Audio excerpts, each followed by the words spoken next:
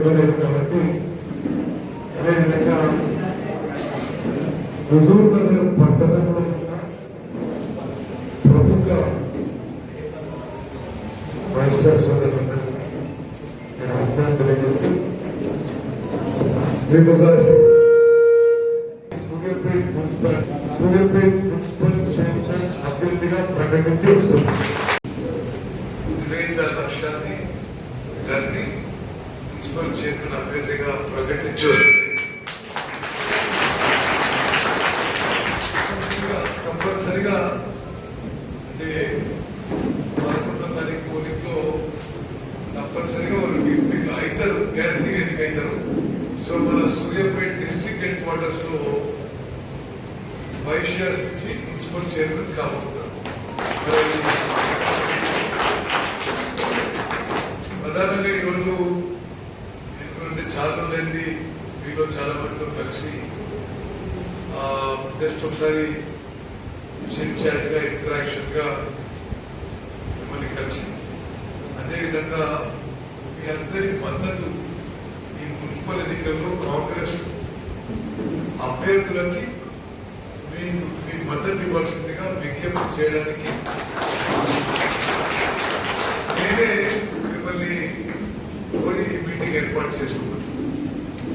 మరి ఇక్కడున్న వైశ్య సోదరులు చాలా మంది చాలా సుదీర్ఘ అనుబంధం, ఆత్మీయంగా మరి సంబంధాలు మీలో చాలా మందితో కొన్ని దశాబ్దాలుగా ఉన్న మాట కూడా నేను సంతృప్తి చేస్తున్నాను.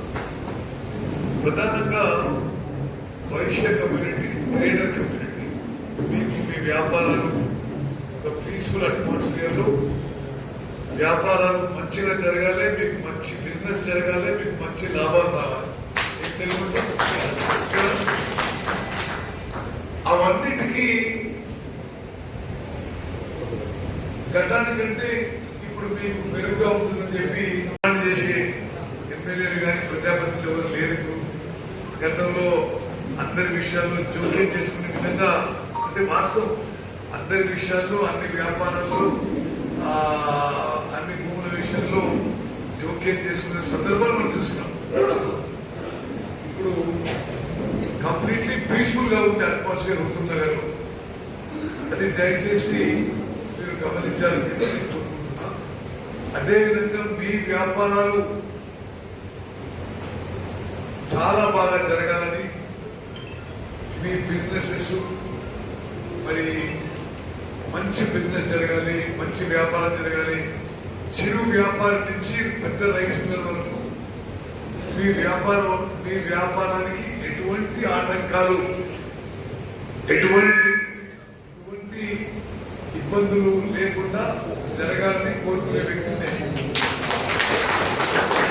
మీరు స్కూళ్ళు నడిపించుకున్నా, చిన్న మరి కిరాణా కొట్టు నడిపించుకున్నా, పెద్ద రైస్ మిల్ నడిపించుకున్నా, మీరు ప్రశాంతంగా ఉన్న అట్మాస్ఫియర్ లో మా ప్రభుత్వం కానీ, నేను ఎమ్మెల్యే కానీ మీకు 100% కోఆపరేషన్ తో ఉన్న విషయం కూడా నేను తెలియజేస్తున్నాను.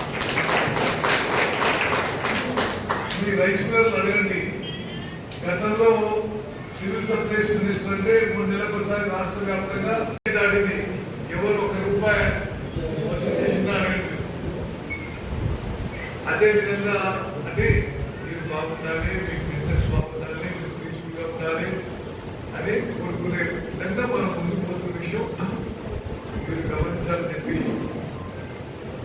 నేను మీకు మనం చేస్తూ, ఇప్పుడు అడగుట్టగాడ 2160 సింగిల్ బెడ్రూమ్ ఫ్లాట్స్ కట్టి ఆల్మోస్ట్ కంప్లీట్ అయ్యి మేము ఇప్పుడు దానికి అలాట్మెంట్ లో మొదలు పెడతాం. తప్పనిసరిగా మీరు ఇచ్చేదానికి కూడా సరే ఆర్యవైశ్యులు ఎవరు కూడా అంత చిన్న ఇంట్లో ఉండలేకపోవచ్చు, కానీ మీరు రికమెండ్ చేసింది, మీరు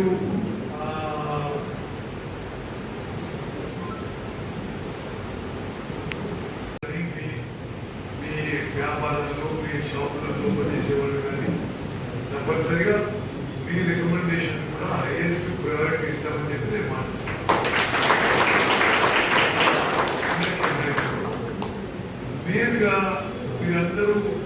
చైతన్యవంతం. మేము చెప్పకుండా మీకు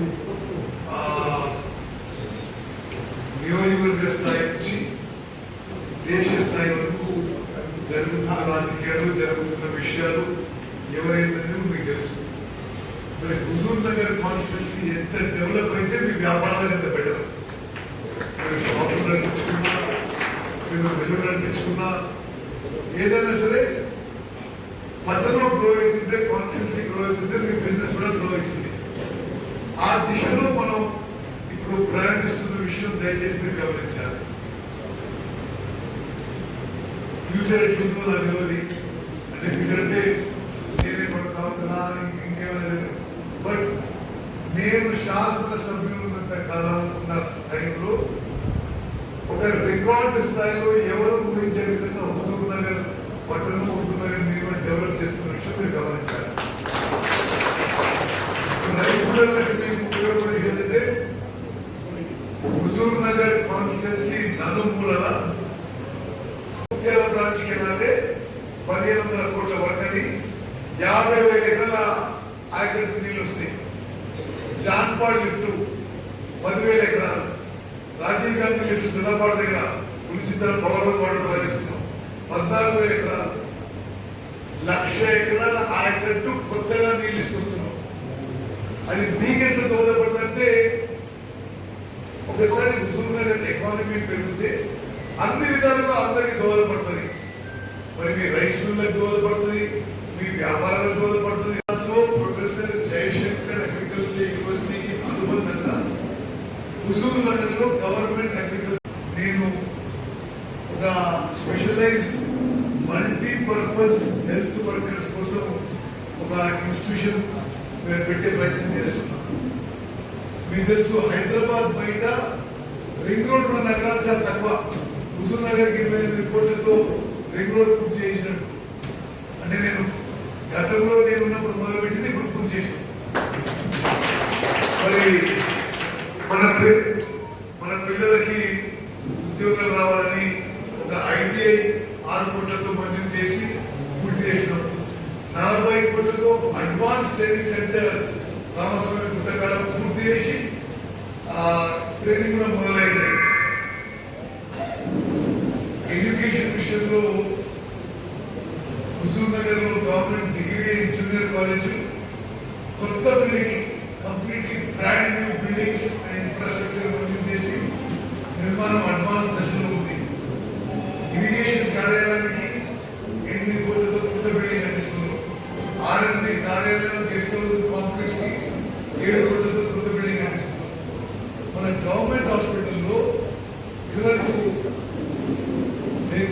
డయాలసిస్ సెంటర్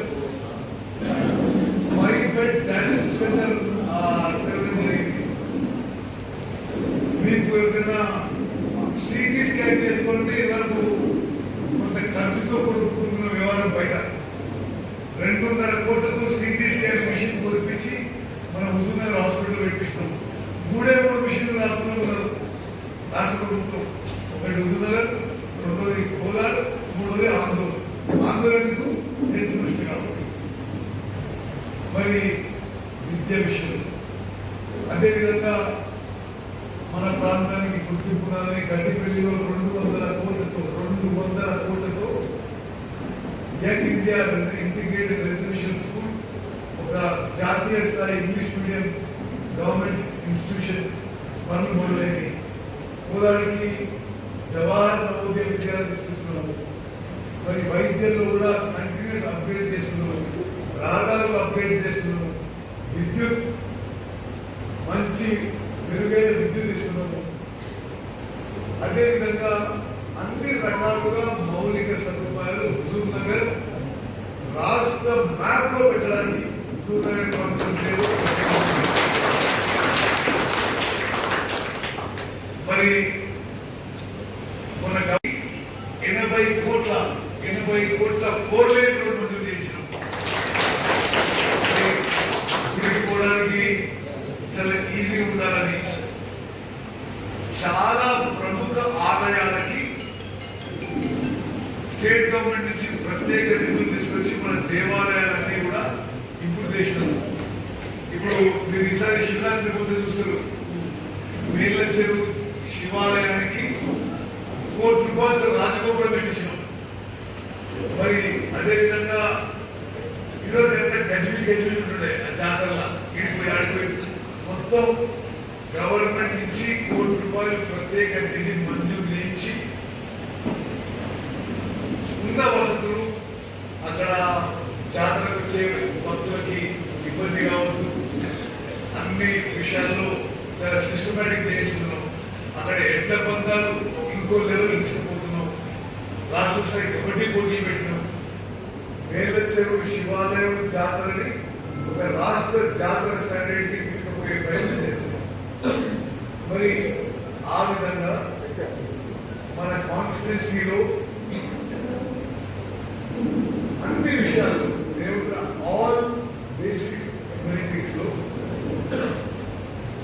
ముందు చెప్పినట్టుగా ఎడ్యుకేషన్, హెల్త్, ఎలక్ట్రిసిటీ, ఇళ్ల విషయంలో, రోడ్ల విషయంలో, లిఫ్టిగేషన్ విషయంలో మరి అద్భుతంగా ప్రగతి చెందుతూ ముందుకు పోతున్నాం. మరి మీ అందరికి కూడా నేను ముందు చెప్పినట్టుగా గతంలో ఎవరో అందరికి పుల్లబెట్టి, ఎవరి భూముల్లో ఇంకోటి పుల్లబెట్టి, ఒక వ్యాపారంలో ఇంకో పెట్టి ఈ బస్సుల కార్యక్రమం మీకు లేదు. ఏమన్నా ఓకే గతంలో ఉండే కదా. ఇప్పుడు అట్లాంటి ఏం లేదు, మీకు ఏమి డిస్టర్బెన్స్ ఉండదు. మీ మీ మొత్తం కార్యక్రమాలకి కార్యక్రమాలకి చాలా పీస్ఫుల్. మీ బిజినెస్ బాగుందా ముందుకు పోవాలి. ఎవరు కూడా పోలీసు పెట్టి అరెస్ట్ చేయడం ఉండదు. ఎవ్రీబడి అందరూ లా అండ్ ఆర్డర్ ప్రకారం నార్మల్గా వాళ్ళు పనులు చేసుకుంటే ప్రశాంతంగా ఉండొచ్చు. మరి ఇవన్నీ మీరు గుర్తుపెట్టుకుని ప్రత్యేకంగా చాలా చైతన్యవంతమైన మరి ఆర్యవై సోదరిమణులు ఈ మున్సిపల్ ఎన్నికల్లో మాకు మద్దతు ఇవ్వాలని చెప్పి మరి మీరు ఆలోచన చేసుకుని మరి నిర్ణయం తీసుకుని నేను ఎక్కువ టైం లేదు. ఈరోజు 8వ తారీఖు, రేపు 9 లాస్ట్ డే, 11వ తారీఖు పోలింగ్. ఎందుకంటే సంఖ్యాపరంగా మీకు తక్కువ ఎక్కున్నా మీరు చాలా పవర్ఫుల్ ఫోర్స్ ఇది.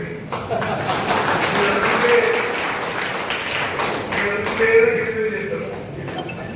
ఓకే, అందుకోసమే నేను బహుశా ఇంకా వేరే ఏ కమ్యూనిటీ నడుస్తలేదు. ఓన్లీ క్వశ్చన్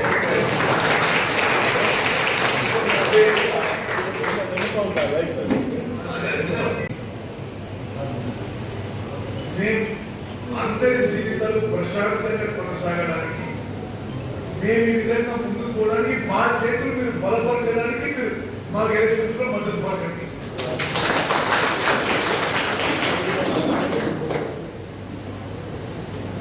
ఇప్పుడు రైస్ మిల్లర్ ఎక్కడ వచ్చిందో తెలియదా, కానీ ఇదివరకు రైస్ మిల్లర్స్ లో అసలు సివిల్ సప్లైస్ మినిస్టర్ ఒక ఆట ఆడుతుంది వాళ్ళని, కోట ఇవ్వకపోవడం, సీఎంఆర్ అని కాదని ఇవ్వడం. ఇప్పుడు మేము ఒకటే ఒక గైడ్ లైన్ పెడుతున్నాం. ఆ గైడ్ లైన్ ప్రకారం మీరు ఆ గైడ్ లైన్ లో మీరు వ్యాపారం చేసుకోండి. మీ జోలికి ఎవరు రాదు, ఎవరు వాడలేదు, ఎవరు బయట వస్తుంది. మరి ఇది గతానికంటే మొత్తం సివిల్ సప్లైస్ వ్యవస్థలో ఒక 20 నూతన క్షేత్రాన్ని నేను భావిస్తున్నాను. అదేవిధంగా మీ అందరికీ ఇప్పుడు ఎప్పటికప్పుడు మా గైడ్ లైన్స్ కూడా మిల్లింగ్ ఇండస్ట్రీ రాష్ట్రంలో ఒక ముఖ్యమైన పరిశ్రమని భావిస్తాం. కంప్లీట్ రూల్స్ ప్రకారం పోయే వాళ్ళకి 100% మన గవర్నమెంట్ సపోర్ట్ చేస్తుంది. మేము ఇన్ఫాక్ట్ మీకు ఒక వార్త చెప్తాం. మేము మా ప్రభుత్వం నా శాఖ ఇప్పుడు ఒక కొత్త పాలసీ రూపొందిస్తున్నాం. మీరు ఎక్స్పోర్ట్ ఓరియంటెడ్ రైస్ మిల్స్ పెడితే మీకు ప్రత్యేక ఇన్సెంటివ్స్ తో గవర్నమెంట్ ముందుకు వస్తుంది. నేను out of state and out of country rice exports encourage చేయాలనే ఉద్దేశం మా ప్రభుత్వం. ఎందుకంటే ఇప్పుడు మేము తెలంగాణ రాష్ట్రం మేము వచ్చిన తర్వాత భారత ప్రభుత్వం గుర్తింపించింది Telangana is number 1 rice producing state number 1. పెద్ద మాట మాట్లాడి 15 మేము వచ్చి ఎక్కువ మాట పట్టిస్తున్నాం, ఎక్కువ పిల్లలకి ఇస్తున్నాం. 72 లక్షల మెట్రిక్ టన్నుల యొక్క ఖరీఫ్ పంటకి మేము కొని 19,000 కోట్ల కానీ మన మిల్లర్లకి కష్ట బిల్లింగ్ ఇవ్వడం జరిగింది. అంటే మన బిల్లింగ్ పరిశ్రమ కూడా వాళ్ళకు కూడా సరిపోను పనికి వెయిట్ చేస్తున్నాం. అదేవిధంగా ఇప్పుడు with in the state market కొంత సాచురేట్ అయిందని, అవుట్ ఆఫ్ స్టేట్